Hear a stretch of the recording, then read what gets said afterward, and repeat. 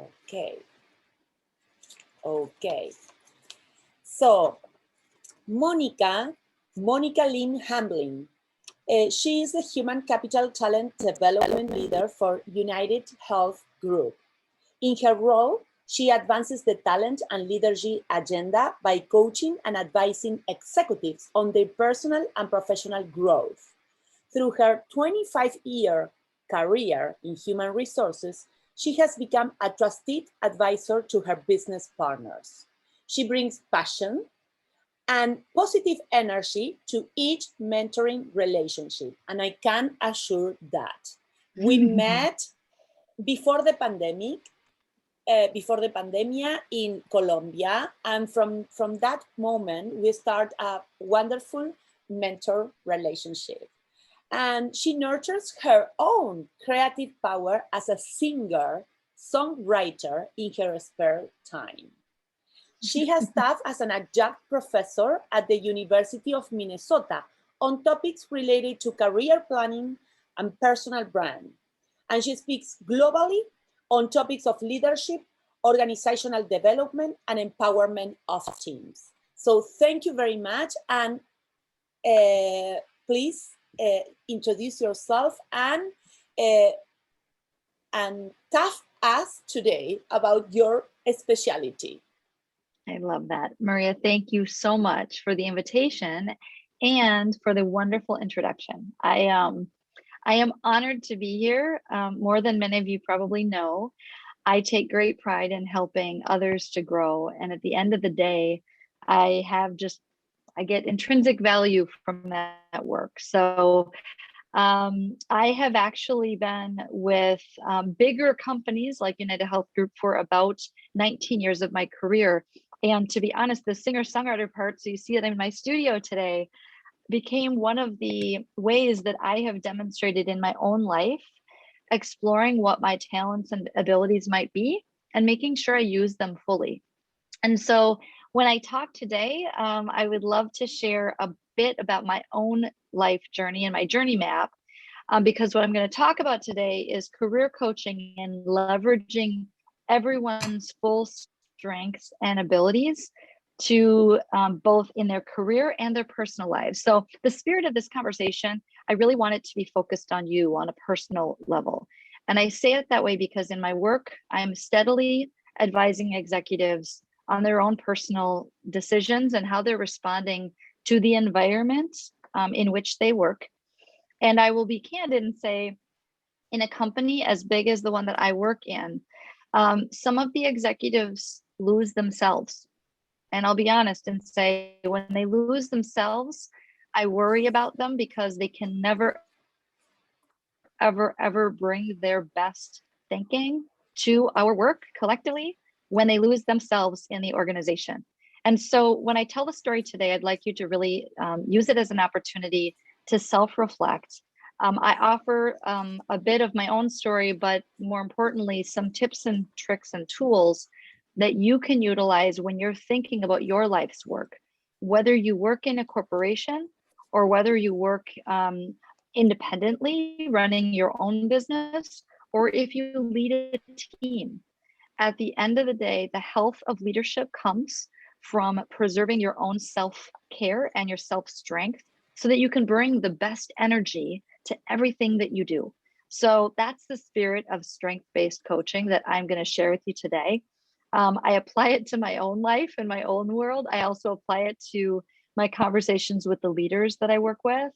And with that, I'll jump right into some of the core content of today. I've got a couple of key slides I'll share. I do a lot of storytelling, and then I will preserve some time at the end for questions and conversation that we might have. So again, content-wise today, we're going to talk about how to fully leverage personal strengths and natural abilities in everything you do. And Maria, you can jump right to the next slide because I'll start to do a little storytelling, which is going to give you a little bit of an understanding about me. So first of all, our agenda today, I'll go through a personal journey map, which will help you get a sense for my own journey. I'm going to ask you to think about your journey, and then I'm going to give you some tips and techniques for mapping that journey, reflecting on it, learning from it, and repeating. Now, I say it that way because when I tell my story, you're going to hear a little bit of that pattern that I have gone through in my own career and that I leverage in tools and techniques that I give my leaders on how they think about their journey. So the second piece I'll talk about is knowing yourself intimately, know your strengths, know your passions, and know that those actually fuel and feed your personal brand. Now, when I'm talking about personal brand, a lot of people use the language personal brand to describe the company they lead, which is true. Personal brand, a brand itself is a marketing campaign and a marketing brand. But your personal brand is who you show up being every single day in any setting that you sit in, whether it is a corporate setting or whether it is a independent business you run, or whether it is with your family or your friends. So managing that personal brand stems directly from how your strengths show up and how your passions are applied to your daily life. And then the third is career coaching around being really clear about where you want to go and figuring out how to best get there. So no, you're fine. Actually, we can jump right in, Maria. This works great. So what I wanted to do before we go through all the animation I've put in there, Maria, I'm going to start with the foundation.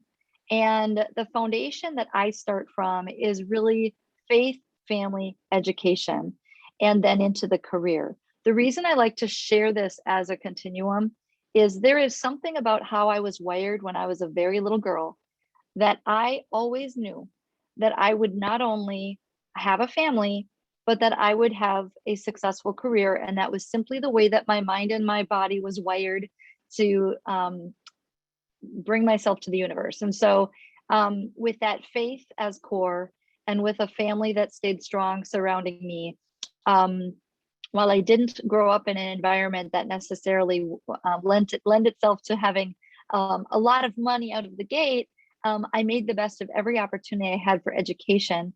And as noted in the introduction, I first got my bachelor's degree and then got my master's degree later in life.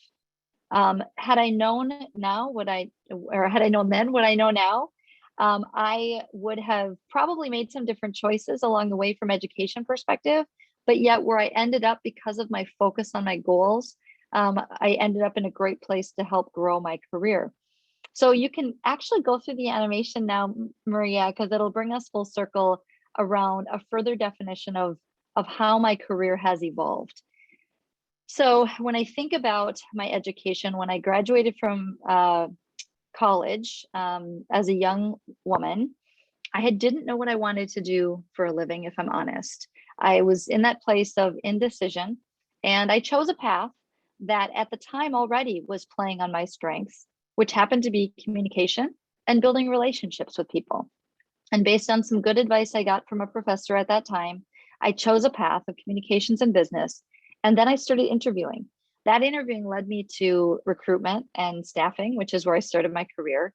And honestly, because I was excited to learn new things, it led me into becoming an entrepreneur and running my own business at the age of 24.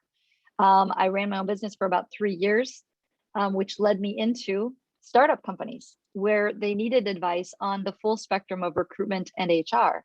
And so I kind of bridged from an entrepreneur who was advising companies with, the experience I did have in the background into startup mode.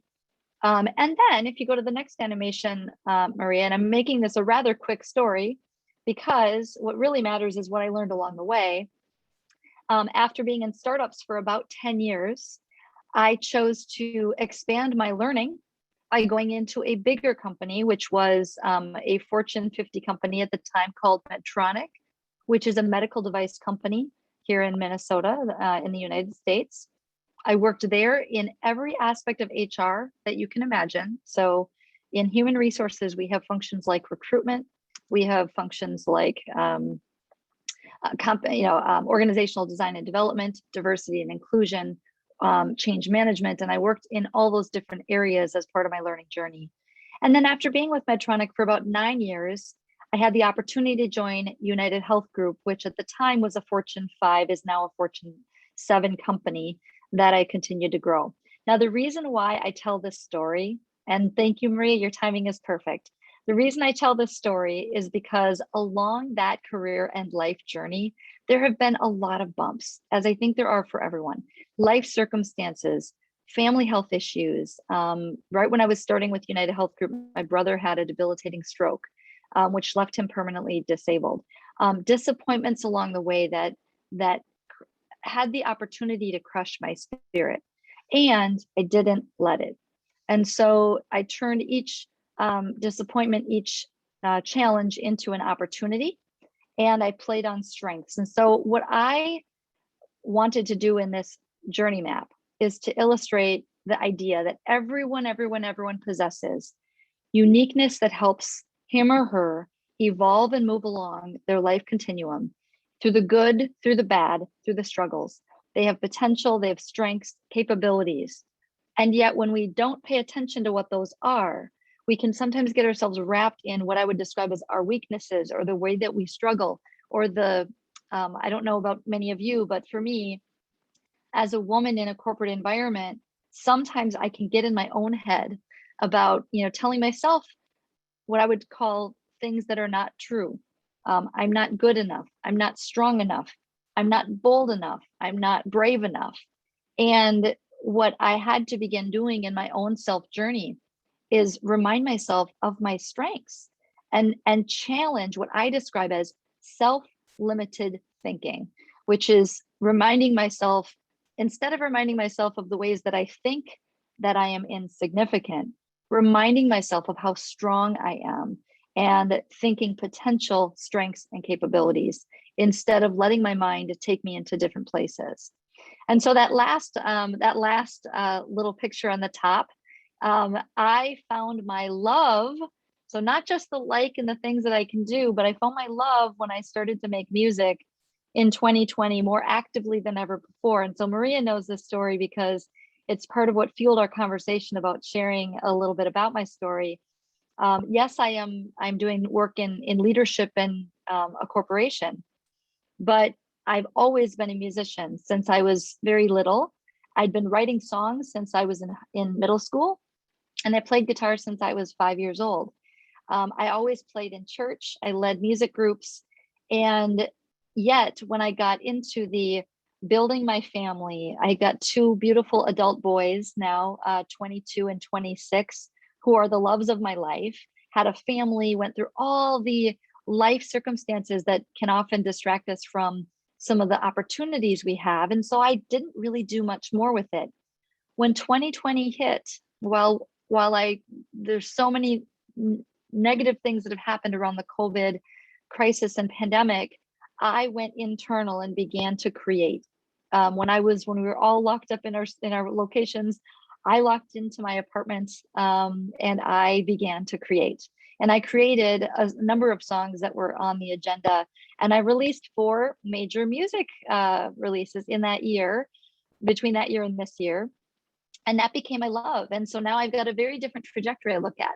So what I wanted to do in this dialogue today is to help you think through your strengths, where they show up, how you're leveraging them, and be thoughtful about using that to develop your career capabilities. Again, regardless of what your career plans look like, this journey map should help you focus on your strengths and where they show up.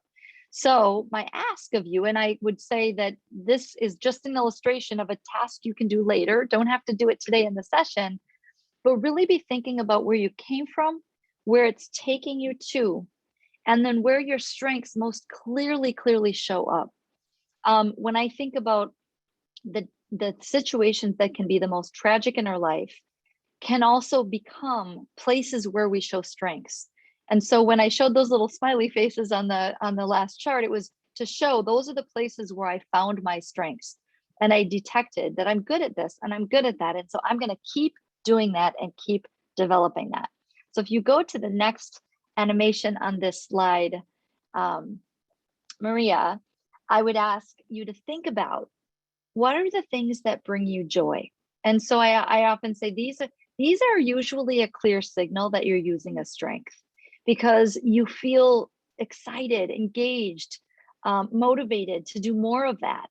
And if it is a strength, I encourage everyone to lean into that. And while some of the things that I'll talk about later around passions and making sure you choose those passions, they're usually driven by your strengths.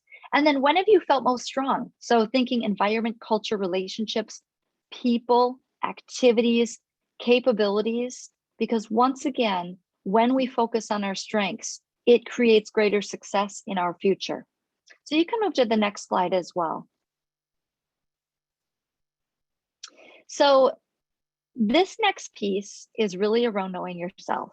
Now, I've already talked about that. That's what the map is for, and I tend to be a big journaler. So I do a lot of journaling on, gosh, this happened and I learned this from that experience, or this happened and I don't want that to happen again. How do I avoid it?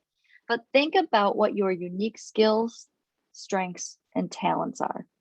And then what are your values? What's really important to you? What are you passionate about? And do you have a clear purpose? And once you're clear, then it's time to chart your course. So you can move to the next slide. And what we'll talk about here is pursuing your passion and recognizing that when you do, everything else falls into place. And by the way, working in a big corporation, sometimes it can feel, in my case, like things aren't matching my passions. And it's important for me to check that and note, what is it about the experience that's feeling inconsistent with my passions and inconsistent with my values? And so if you think about pursuing your passion, make sure you integrate your passions into what you do. When you do, you are more engaged, your enthusiasm and inspiration shows, and you become a positive influence on others. So we can move to the next slide, which I believe really gives us some key thought questions. And I keep this handy for myself as a reminder, because while we all might recognize that it's important to focus on our passions, I think we can sometimes get distracted by what are those. Some of the executives I work with, when I really get down to asking them what's important to them, even though sometimes they behave in the environment we are working in as though status or title or money is most important to them, when I get down to asking them what really matters to you, they would describe a whole different set of things they would do with their time each week that have nothing to do with the corporation they work for. So if money were not an issue, how would you spend your time? And what kind of stories catch your attention and do you get really curious about? What are your favorite activities that you love to do? And then, what type of people do you typically want to be around and learn from and grow with? Recognizing these things becomes really important because it allows you to do a check each time you're in a different stage of life. And I call it a check because those things change. You and your core may evolve over time, but those things that make you tick should stay pretty constant. And it's important we keep in mind how we're keeping ourselves aligned with those. So you can go ahead to the next slide, Maria. Thank you. So I mentioned earlier in the agenda, the reason why I order things the way that I do is what you are passionate about and how you show up every day feeds your personal brand. I'm going to share a tiny story here as a part of illustrating this because it's something that I've had to do repeatedly in my career, is manage and monitor my personal brand. And I'll share why. Through some of the I would call them hardships in my life, every person has them.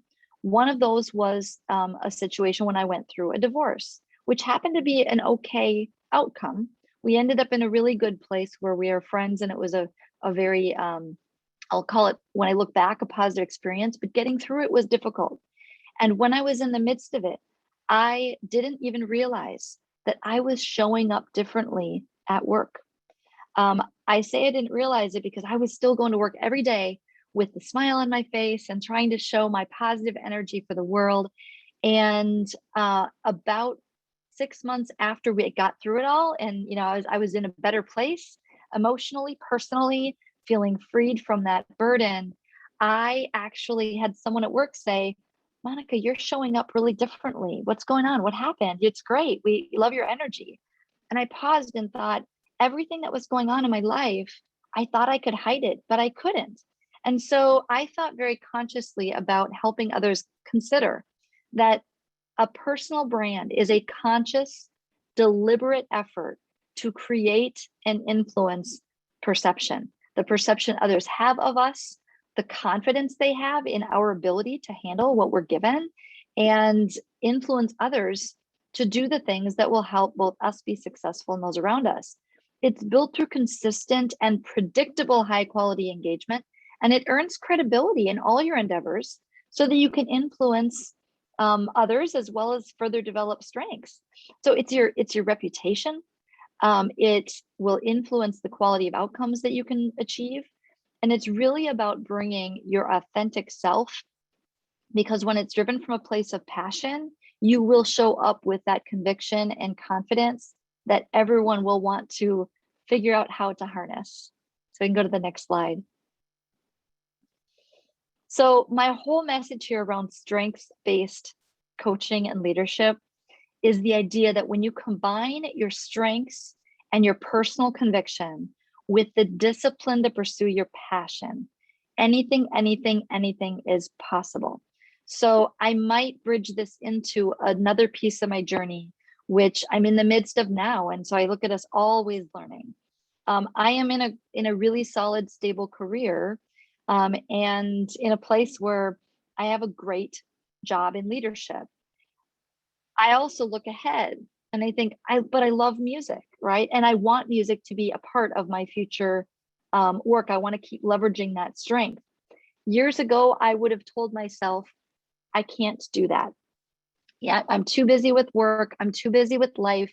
I'm not good enough. In fact, when I first started my music adventures, for those of you who may not have heard any of the music I put together, I encourage you to go check it out, even if just for the fun of it. I was telling myself, I can't, I'm not good enough. I was listening to all the inside voices. The good news is I surrounded myself with someone and several people who believed in me more than I believed in myself. They heard what they saw, and they heard and saw the passion that I brought to music, and they wouldn't let me talk myself out of it. They continued to say, Monica, you are good enough. Monica, you have talents that you probably don't realize. You need to at least test this out and see how we do.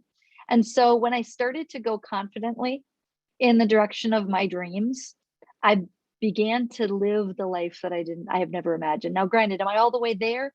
No. But what's really cool about it is I'm pursuing the dreams that I actually only thought as a child weren't even possible. You know, as a child, when a kid grows up thinking, I want to be a pop star someday, my parents usually would say, Monica, you can't make any money doing that. I don't recommend it. Go to college, get a job, get a career. And then, you know, even now, my parents will say, don't quit your day job. And candidly, they're probably right. But I will say for now, but I will say making music brings me joy and I'm passionate about it. And so one thing I won't ever do is stop doing it because it brings me passion. And because I know that I want to use every single gift I've been given by God in this beautiful universe to contribute to the greater good of the world. And so I will continue to do that. And I'd encourage you to find those spaces too, where you feel really strong and you know you can contribute. So you can go to the next slide, Maria. And one of the slides I have in the back here has a quote that I might have us skip to, and I think the next one in. Oh, maybe I didn't give you that one. Sorry, I probably didn't give you that one. The quote I was looking for is actually, surround yourself with people who, no matter what, and it's something like this, I won't get it exactly right, but surround yourself with people who believe in your dreams when you've forgotten what they were, and surround yourself with people who will always, always, always support every step of your journey. So with that, I wanted to open it up for any questions we have. We might even be early in our time today. Questions or comments. There it is. Surround yourself with people who believe in your dreams when you've forgotten what they were, and surround yourself with people who, no matter what, will always be there to bring out the best in you. So with that, Maria, any questions, comments, things you'd like me to share in addition to the conversation we've already had? Wow, I picked a lot of comments that I really love them. Don't lose yourself in your workload invite us to self-reflections. The reminding to think about our strengths and passions, and don't lose our strengths and passions because to be in the automatic. So yeah, I think that I would love to hear from others if they have reflections or questions.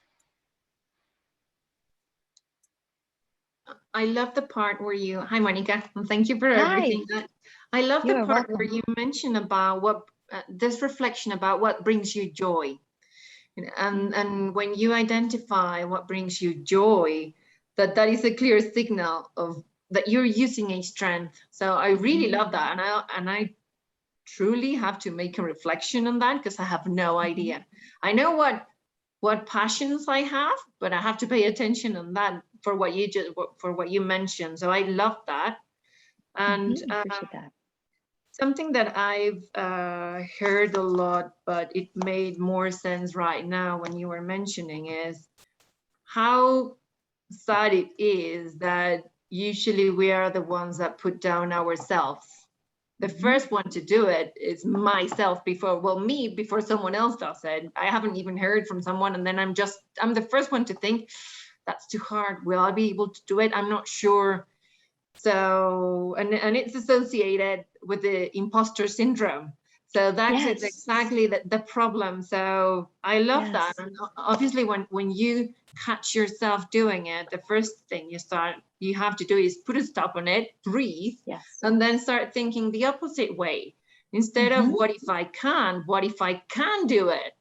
So I love those parts, the ones that Maria Gabriela mentioned. I love them as well, about knowing ourselves. And this part about the personal brand is not just for whom or where you work at, but who you really are. So I really loved all of that. And the phrases that you shared, the one from Henry David Thoreau, loved it. And the one you just shared at the end, loved it too. I will share them. They are very powerful. I actually find that quotes, whether they're quotes that I just have inspired me and helped me stay strong, or quotes from someone else, I live by them because I have to constantly remind myself. I'm actually in a situation right now in my work where we have a brand new executive that I'm responsible for working with. And he had told me a couple of weeks ago, he's the CEO of our innovation business, which is a big strategic role to actually partner with. He said to me, Monica, when I first met you, I didn't think you were going to cut it in this job. And I said, interesting. I said, say more, right? Of course, and at first I could already hear my little inside voices, right? I could already hear my inside voices going, I'm failing, I'm not doing enough, maybe I need to start looking for a new job, right? And then he followed it with, it's because here are the qualities I need in a strong HR leader, which is my core capability with my company. And here is how you're showing up. And so what he was really doing is kind of illustrating the brand I had established in that department because of the previous leader. And that's a whole different story that I can share either today or another day. But I had created a brand where I had become more of I'm trying to think of, maybe I would call it a passive leader, simply doing what they needed me to do, because the leader before him didn't really tolerate HR. I was kind of one of those people in a position where I knew I needed to influence him, but he didn't respect our function. And so he quieted my voice. And so for 2.5 years working with this particular executive, I had learned to just do what I could to keep the organization healthy under a leader that didn't actually believe in HR. Now I have a leader who's saying, Monica, I want you to step up and lead and be courageous and be bold. And I wasn't ready for it. And so when I thought about the personal brand I had created, it was being somewhat of a passive leader because of the previous executive.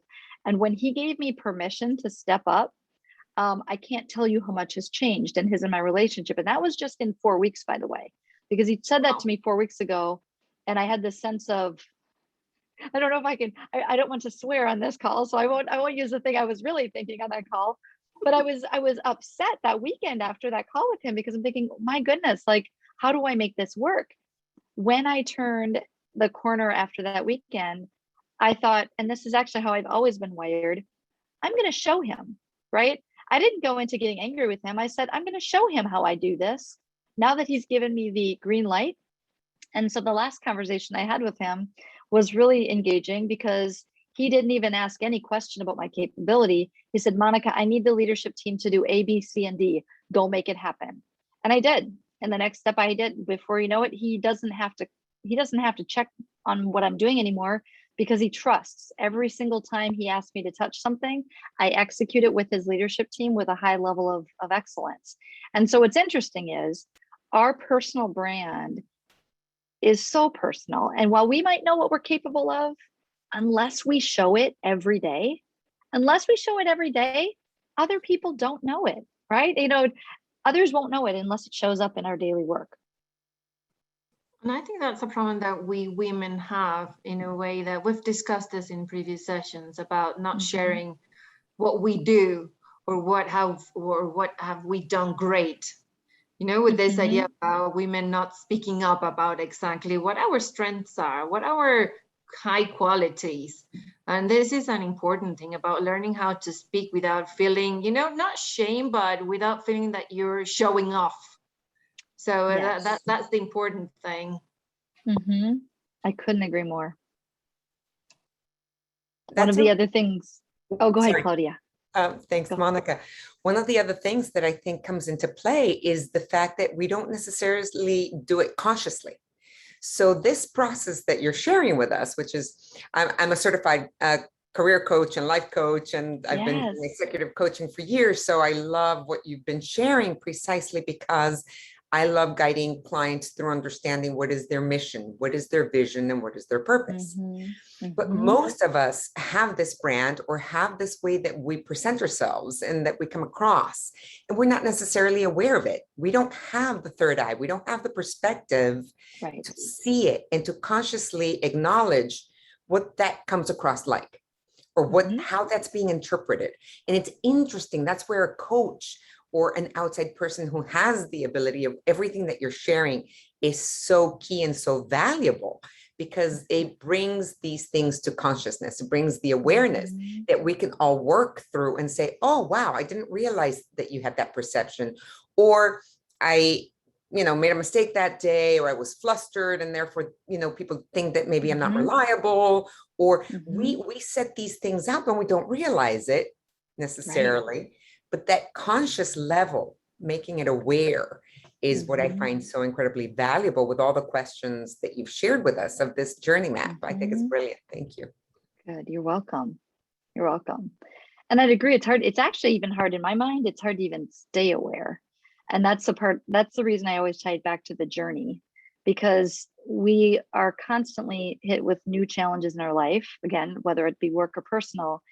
And we might think that it's going to stay outside of our work, or we might think it's going to stay at work if it's a personal challenge, and it never does, because as humans we bring our whole selves to everything we do. And I think in particular, at least my experience is that women do that even more, where I don't have the same ability as some of my male counterparts will say, Monica, you have to learn to compartmentalize everything.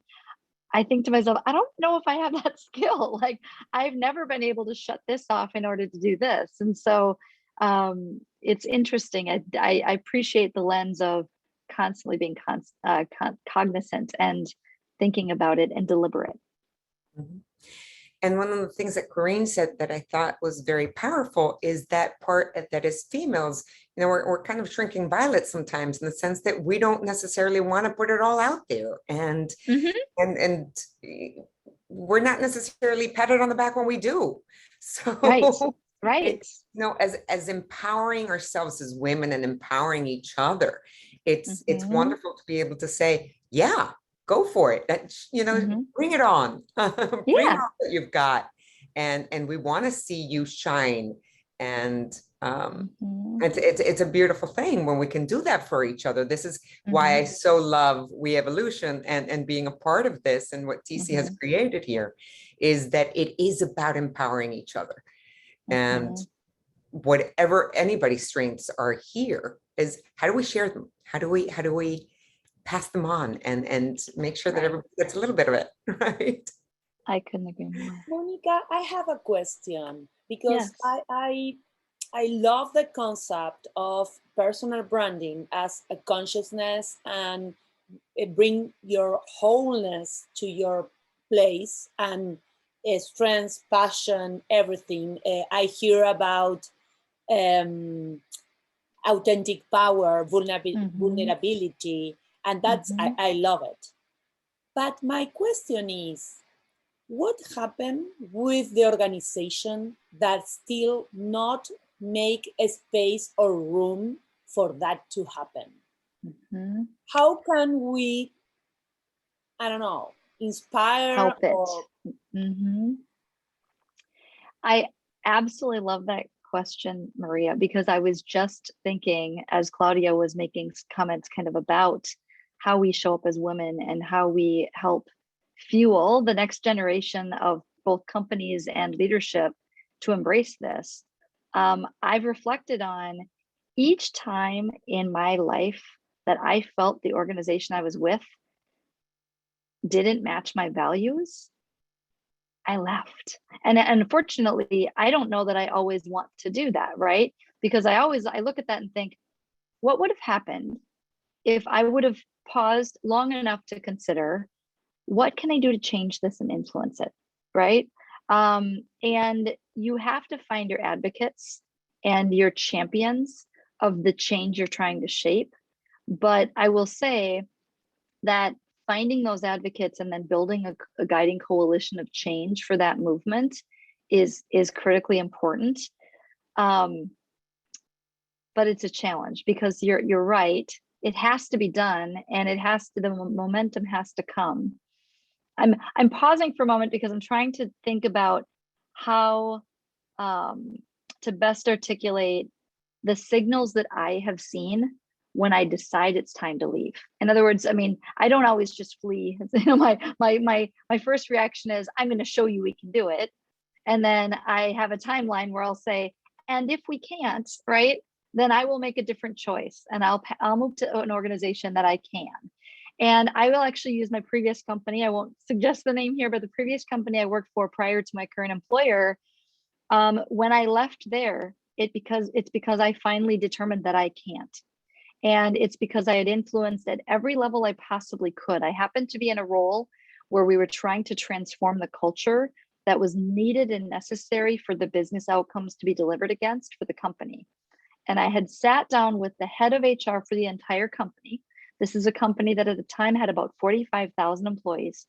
And I explained to her my observation that we had a cultural challenge we had to overcome, and that I could help spearhead and lead in getting the guiding coalition, but I needed senior leadership to accept and acknowledge so that we can come together with a grassroots effort and a top-down effort coming together. And she looked me right in the face and said, Monica, we don't have a culture problem. And when I had that conversation, I walked out of that room and thought, now I have to reconsider whether or not I can do what I want to do and can do here in this environment. Now, it's interesting.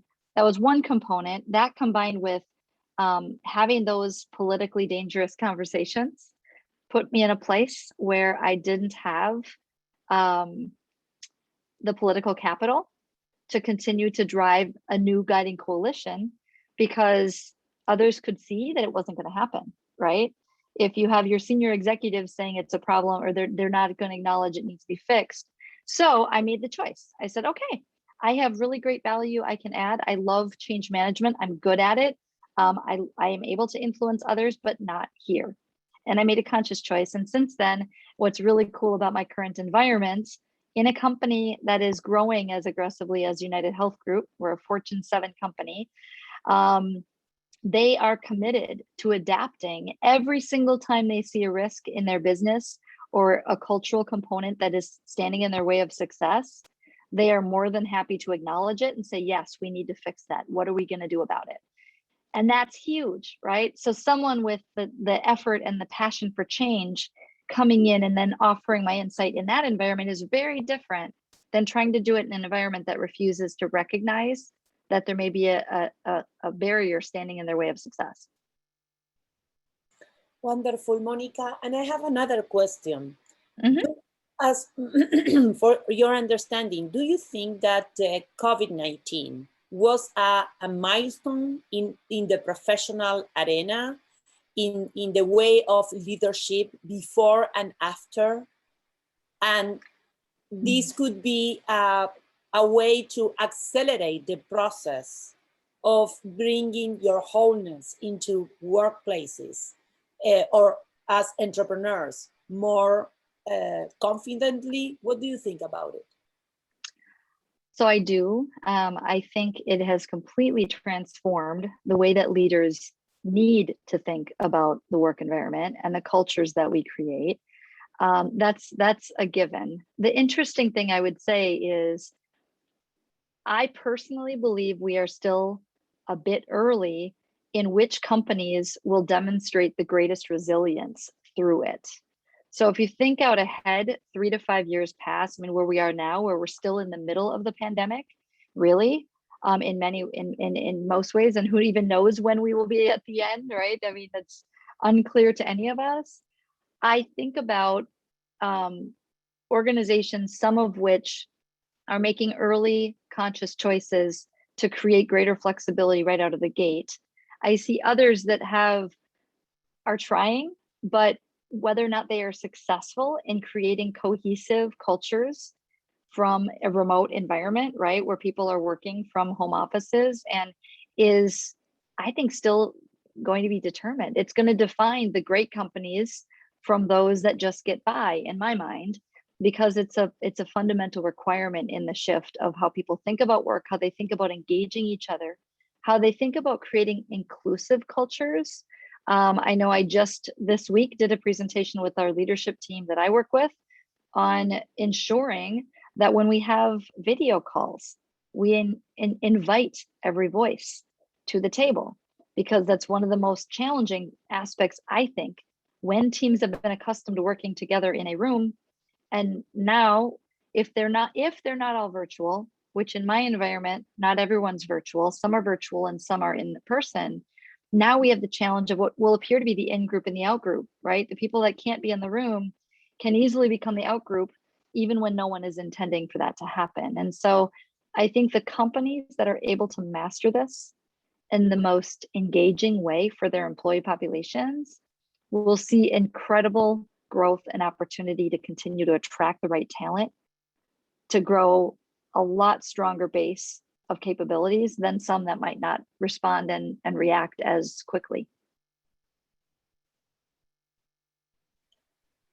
I really want to invite others to make questions. I have some as well, but please, if you have questions, take advantage that we have Monica with us today. Oh, Claudia, you're on mute. Sorry, thank you. I would love to ask you a quick question, segueing a little bit into the branding, let's say. Mm-hmm.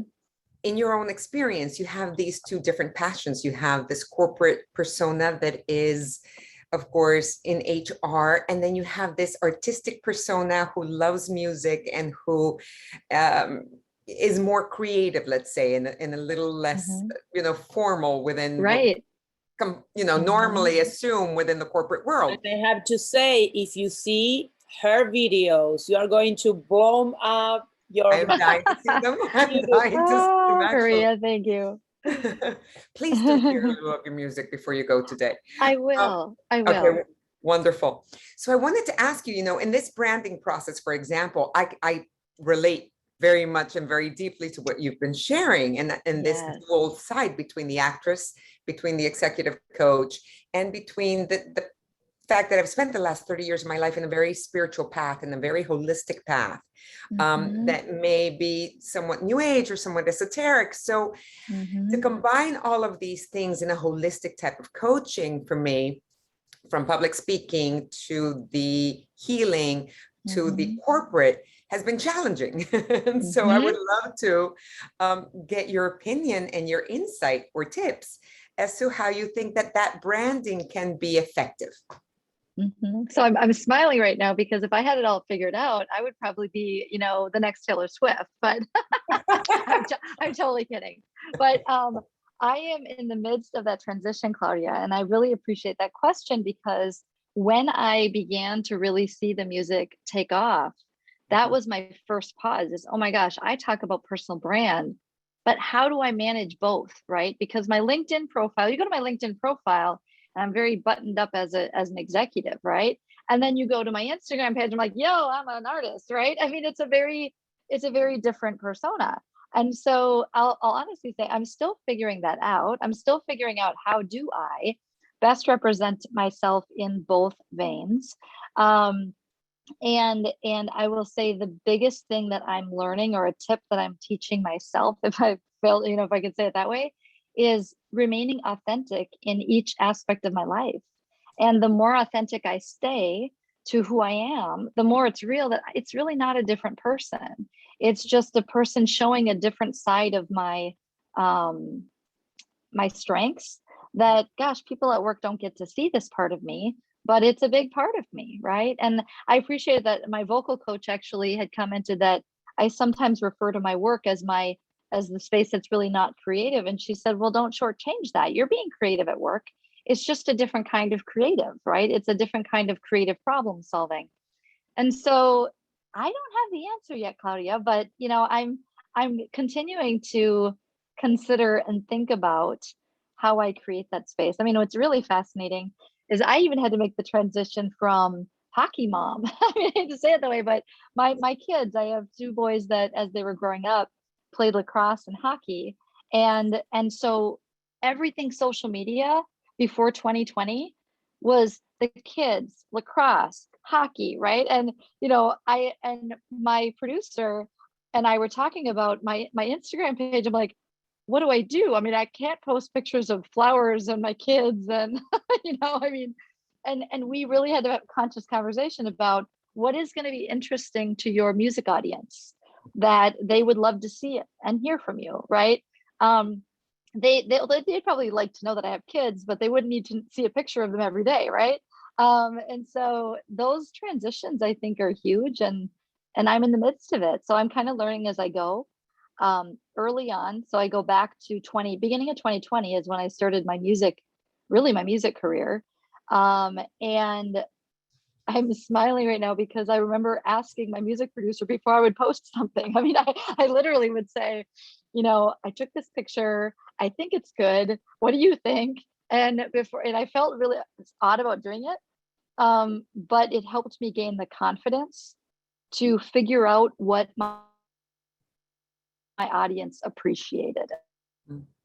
And so now upwards of 6 out of 5 each month or monthly listeners. I've got over 6,000 followers on Instagram, over 1,000 on Facebook, and they tell me what's working from a brand perspective, right? When I post something that is of interest to them or they like to see, I get comments or I get, you know, likes from a social media perspective, which is helpful because it reinforces, okay, good, I'm on the right path, right? These are the things that people would like to hear about Monica Lynn. So that's, I guess, my best advice, even though I definitely don't have it all figured out yet. Thank you. That's so wonderful. I'd probably be asking you advice, Claudia. It sounds like you've been at it a whole lot longer than I have, balancing the multiple brands. Well, you know, you inspired me because as you were sharing, what came up for me was we have these personas, but the truth is that we're multifaceted beings. And so we are sometimes, I think, afraid to show all those facets as a whole, right? In all of our environments. Right. And worried that, you know, we might not be accepted within this environment that, you know, maybe our rock and roll side. Right, exactly. It's not going to shine so through in the corporate world. Right. But how wonderful is it that when you get to show that and they get to see that deeper part of you, there is a wholeness and there's a holistic connection. And sometimes people can relax a little bit and let go and then be like, oh, you know what? I really love Queen. What do you think about, Journey? And Right. it's funny how you get to see that the minute you start opening up about those aspects of yourself, I think people tend to feel the freedom to do more of it. And of course, you're going to have a few who are like, okay, she's a little cuckoo, but Right. I guess it's taking the risk. Yes. I laugh. I would say when you said that about she's a little cuckoo, because that was one of the things that I also had to learn along the way is not everybody's going to like it. Right. Exactly. On my music video, I'm going to get some people that do a thumbs down or people that send me a note saying, I don't care about this, or you would stop emailing me. Fine. Okay. They're not my fan base. They aren't the people that really want to learn more about me or are interested in my music. And that's okay, because it's not going to be for everyone. Monica, I want to take advantage of the last 5 minutes, and I want to ask you, since we met prior to the COVID-19 in Colombia, in a context of Vital Voices Global Partnership, what's the role that plays organization as Vital Voices in your life, and how you suggest to the women to connect with this kind of organization, or what do you think about it? So thank you. That's a great question. And then I'll also make sure I sing a tiny little bit before I leave as well. Vital Voices. So I'm going to start with the fact that I was introduced to Vital Voices organization through my company. One of our executives has sponsored their global women's mentoring programs for several years. And she was doing that again. And in my role, I was asked to be the person who helped to design the mentoring experience for those that came to UnitedHealth Group, my company. It turned out to be a great experience. I built a great relationship with the Department of State and those that organized the program. And they began to ask me to come and speak in the alumni programs around the world, which was really what led me to have the opportunity to meet Maria and the team of leaders there that were alumni of the program for Vital Voices. One of the things that was so exciting for me when I saw the energy of the women that I met in between Vietnam, which is one of the first places where I actively engaged in the leadership opportunity there, in Colombia, as well as I've done some work with my own business in the Philippines, is that I'm reminded about how no matter where we live around the world, similar issues for women around the world. And, it's interesting. When I went to Vietnam, I'm actually writing a song about this right now, by the way. When I went to Vietnam, I was about to get on the plane. I looked in the mirror and I was like, I don't know what I'm getting into. I'm going around the world. I don't know anything about it. At that time, I didn't know much about leaders in Asia Pacific. And so I'd been reading all kinds of articles to make sure I felt equipped to even teach them anything. And when I showed up and sat around the table with 15 women from that region, what I was struck by is how we are all dealing with similar challenges of empowerment in our own space. It takes on a different flavor in each of the regions. And what impressed me was how much the women of these programs of Vital Voices make a significant impact in the communities they serve, far beyond what I feel like I do in my daily work. I mean, I hate to say it that way, but working in a big Fortune 7 company, I am so focused on delivering for that company. I don't know that I feel like I do enough for the communities that I work in. And so the biggest and most powerful reason why I stayed engaged and continue to find ways to support both the global organization, the Vital Voices, but also the local regional efforts, is how much I believe in the work that you do, and just bringing women together to share their stories, to learn from each other, to grow from each other, because I really don't feel there's enough of that for women to empower themselves to do the kind of high impact leadership that I know we are capable of. And candidly, sometimes the environments we work in and live in will want to tell us that women aren't as capable as men, but I don't buy it, right? And I know that qualities we bring are unique and special to what we're capable of that might not exist in the environment if we were not leading forward. So Maria, that's what I would say is, like, I'm just so passionate about seeing these organizations thrive, flourish, and grow. Thank you, Monica. Thank you from the bottom of my heart to be here and to enlighten us. And hopefully with this recording, several women can watch and rewatch it. And I would love to, if everybody has a word or something to share with Monica as a gift, I really appreciate. For me, I have several words, but if I have to choose one, is integrity. Thank you. Thank you, Maria. I cannot use one word. Oh, sorry. No, you go, Florencia. Okay, Please thank you. I would say bravery or courageous because, well, that's the word. I don't want to take more time. Sorry. Thank you, Florencia. I won't use with just one, just to say thank you for sharing your stories. That I think is the most powerful thing I'm taking from this conversation. I just love you sharing that. For me, it's, as DC mentioned, from the bottom of my heart, I'm really happy you shared all of this with us. The vulnerability side, loved it. Thank you. Thank you so much. You're welcome. For me, the word is inspiration. Oh, thank you, Claudia. For Anna, she wrote here, trust yourself as much others do. Beautiful. I love that. Thank you.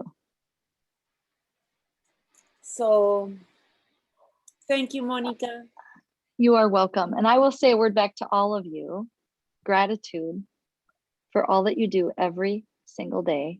I don't necessarily in this setting have the opportunity to meet each of you in the level of depth in terms of your background, what you bring, what you do. But by being in this organization, I am completely confident that the things you do are changing the world around you. And I'm so grateful to have the chance to connect with all of you today.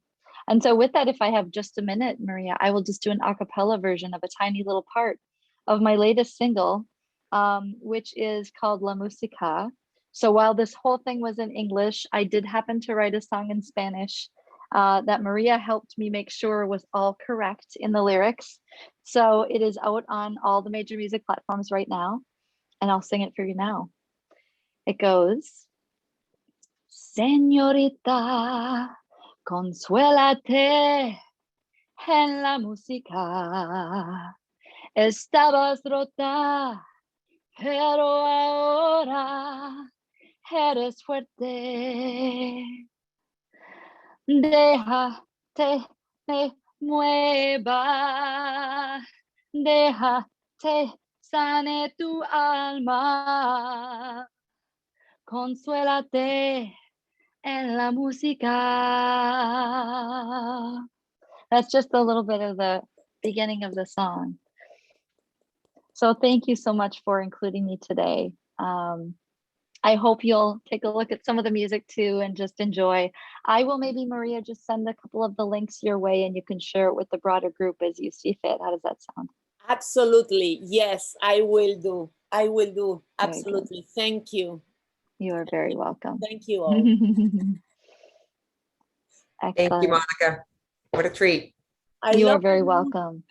There's a comment. I love that Monica is a musician. While listening to the presentation, I was checking a video of the Miami Youth Orchestra before the streaming. I love it. That's fabulous. That's true. You can listen. Well, I'm delighted to be here. What is your handle, Monica? Is it just your name so that we can see your social platforms and all that? For Instagram, it's Monica Lynn 2020.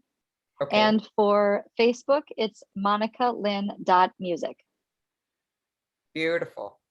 So, yep, those are the biggest platforms I use today. And of course, if you're on any of the major music platforms, if you search by Monica Lynn, I might come up automatically, although I will say that there's a few other Monica Lynns out there. So I'm trying to set my brand apart from everyone else. So putting Monica Lynn, either Something is Changing, which is the last song that I wrote before the La Música, or La Música should pop up for you and you'll see my artist profile there. Great. That way we can stay in touch with you. I would love that. I would so appreciate that. Thank you so much, ladies. Have a great, great day. Thank you. Thank you. Bye, ladies. Thank you.